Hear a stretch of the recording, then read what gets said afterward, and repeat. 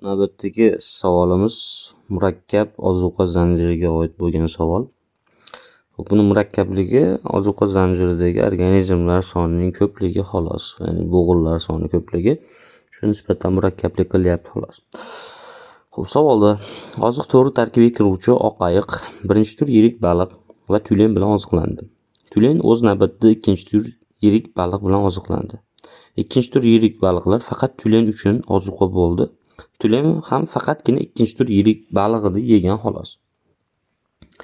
Fitoplanktonlarning 5 dan 2 qismini ikkinchi tur o'simlikxo'r mayda baliqlar iste'mol qildi va ularning tana massasi 22 tonnaga ortdi.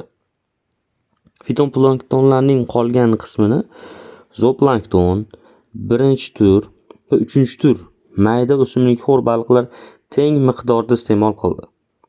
Zooplanktonlarni birinchi va ikkinchi tur yirik baliqlarga ozuqa bo'ldi. Ikkinchi tur yirik baliqlar zooplanktonlarning 78% ni iste'mol qildi. Birinchi tur mayda o'simlikxo'r baliqlarning 40% ni ikkinchi tur yirik baliqlar. Qolgan 60% ni uchinchi tur yirik baliqlar iste'mol qilgan. Uchinchi tur yirik baliqlar o'z navbatida uchinchi tur mayda o'simlikxo'r baliqlar bilan ham oziqlandi. Uchinchi tur mayda o'simlikxo'r baliqlarni faqatgina uchinchi tur yirik baliqlar iste'mol qilgan. Birinchi tur yirik baliqlarning 80% ni oq ayiq, qolgan qismini delfinlar yedi. Uchinchi tur yirik baliqlar faqatgina delfinlarga ozuqa bo'ldi. Va 33-savolda so'ralyapti, oq ayiqning tulen massasi hisobiga ortgan massasini toping deyapti. Delfinlarning tana massasi qanchaga ortgan?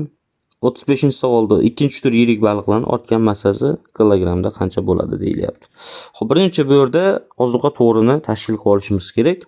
Mana ozuqa to'ri sizlarda tayyor berilgan tasvirda turibdi. Ya'ni fitoplankton bor, demak birinchi organizm bu fitoplankton. Ya'ni produsent sifatida turibdi fitoplanktonlar. Va mana shu fitoplanktonlarni iste'mol qilyapti zooplankton, birinchi tur mayda baliq, uchinchi tur mayda baliq hamda ikkinchi tur mayda baliqlar. Xo'p, undan keyingi bo'g'inda, uchinchi bo'g'inda aynan uchinchi tur yirik baliq iste'mol qilyapti, uchinchi tur mayda baliq hamda birinchi tur mayda baliqni. Xo'p, endi birinchi tur mayda baliqni 40% ni ikkinchi tur yirik baliqlar iste'mol qilyapti. Zooplanktonlarni esa birinchi tur yirik baliq bilan ikkinchi tur yirik baliq iste'mol qilyapti. Xo'p, endi undan keyingi bo'g'inda, 4-bo'g'inda uchinchi tur yirik baliq hamda birinchi tur yirik baliqni delfin iste'mol qilyapti. Birinchi tur yirik baliqning 80% qismi oq ayiqqa iste'mol bo'lyapti. Endi ikkinchi tur yirik baliqlarniki esa tulenga. Tulenda esa oq ayiq iste'mol qilyapti. Va mana shu ozuqa to'g'ri hisoblanadi. Endi mana shuni ishlashimiz kerak, aynan bulardagi vaznlar orqali, ya'ni berilayotgan biomassa orqali ishlab ketishimiz kerak. Bizda birinchi bu yerda kalit so'z sifatida ikkinchi tur mayda baliq 22 tonnaga ortgan deb. Chunki ikkinchi tur mayda baliqni boshqa hech qaysi organizm yemagan.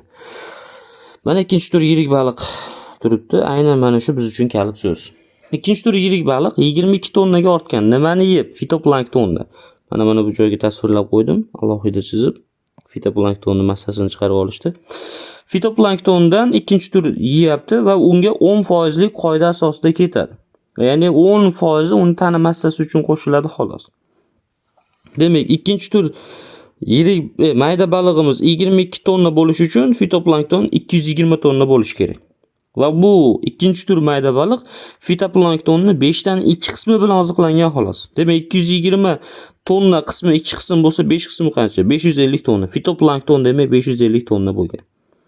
Bu 550 tonnamiz 5 qism, 3 qismi qancha desak 330. Nimaga kerak bu 3 qism? Sababi qolgan 3 qismini uchinchi tur mayda baliq, birinchi tur mayda baliq hamda zooplankton yegan. Va ular teng miqdorda yegan deyapti. Shuning uchun 3 ga bo'lib yubordik. 3 ga bo'lsak har biri 110 tonnadan yegan. 110 tonnadan yegan organizmning massasi 11 tonnaga ortadi. Chunki 10% ga ortadi. Bu 10% lik qoidasi. Demak 110 tonnadan yeyapti uchinchi tur mayda baliq, tana massasi 11 tonnaga. Birinchi turdagi ham xuddi shunday 11 tonna. Zooplanktonning ham demak 11 tonnaga. Xo'p, uchinchi tur mayda baliqni to'liq uchinchi tur yirik baliq yeyapti 100%. Demak bu 11 tonnani hammasini uchinchi tur yirik baliq yeydi. Va undan tashqari birinchi tur mayda baliqda 60% ni yeyapti. Birinchi tur mayda baliqda 60% 6,6 tonna bo'lyapti. 3-chi tur mayda balig'imiz 11 tonna qo'shsak 17,6 tonna. 17,6 tonnani yegan 3-chi tur yirik baliqning massasi demak 1,76 ga ortadi. Mana 1,76 ga ortyapti. 10% qoidaga asosan. Endi birinchi tur yirik baliqning massasini topishimiz kerak. Birinchi tur yirik baliq yeyaptiki nimalarni? 22% zooplankton yeyapti xolos. Zooplankton massasi 11 tonna edi, 22% 2,42 tonna. Uni yegan birinchi tur yirik baliq 0,242 tonnaga ortyapti. Xo'p, ikkinchi tur yirik baliq topishimiz kerak. Ikkinchi tur yirik baliq zooplankton 78% ni yeyapti. Chunki qolgan 22% ni birinchi tur yirik baliq yedi zooplanktonni, demak 78% ikkinchi tur yirik baliq uchun qolyapti. Va birinchi tur mayda baliqning 40% ni ham aynan ikkinchi tur yirik baliq yegan. Birinchi tur mayda baliqning 40% 4,4 tonna, 4,4 tonna mana. Zooplanktonning 78% esa 8,58 tonna. Ikkalasini qo'shadigan bo'lsak 12,98 tonna bo'ladi. Uni yegan ikkinchi tur yirik baliqniki 1,298 tonnaga teng bo'lyapti. Xo'p, endi uni tulen yeyapti. Ya'ni ikkinchi tur yirik baliqda faqat tulen yegan. Tulenning massasi demak 0,1298 tonna bo'lib qolgan. Tulenning haqiqiy ortgan massasi demak 0,1298 tonna. Tulenning massasi kelib chiqdi. Xo'p, endi undan tashqari yana bizga delfin bergan. Xo'p, delfin topishimiz kerak. Delfin 3-chi tur yirik baliqda hammasini yegan. 100%. Va birinchi tur yirik baliqda 20% ni yeyapti. Birinchi tur yirik baliq 0,242 tonna edi. Uni 20% 0,0484 tonna. 3-chi tur yirik baliqni o'tyapti 1,76 tonna. Ikkalasini qo'shadigan bo'lsam 1,8084 tonna. U delfinga o'tgandan keyin 0,18084 tonnaga o'tyapti. Chunki 10% qoidasi 10 barobar kamayadi.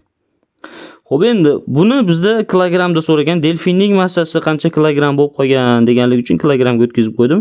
180,84 kilogram. Bu 34-savolning javobi. Ya'ni C javobi tushyapti. Xo'p, endi bizda yana oq ayiqni topishimiz kerak. Oq ayiq birinchi tur yirik baliqning 80% ni yegan. Birinchi tur yirik baliqning 80% 0,1936 tonna. Va u tulenda 100% hammasini yegan.